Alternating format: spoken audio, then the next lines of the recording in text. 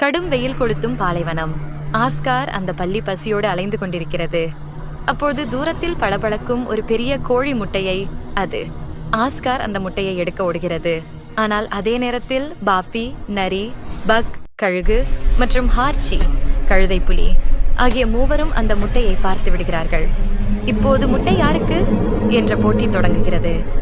Oscar முட்டையை தூக்கிக் கொண்டு ஒரு பழைய காருக்கு அடியில் நுழைகிறது. பாப்பி அதை துரத்துகிறது. பக் வானத்திலிருந்து தாக்குகிறது. ஹார்ச்சி தன் பலத்தை காட்டி முட்டையை பறிக்க முயல்கிறது. ஆஸ்கார் புத்திசாலித்தனமாக ஒரு கள்ளிச் செடிக்குள் கேக்டஸ் ஒளிந்து கொள்கிறது. கடைசியில் அனைவரும் அடித்துக்கொண்டு முட்டையை பிடிக்கும்போது அது கைதவறி கீழே விழுந்து உடைகிறது.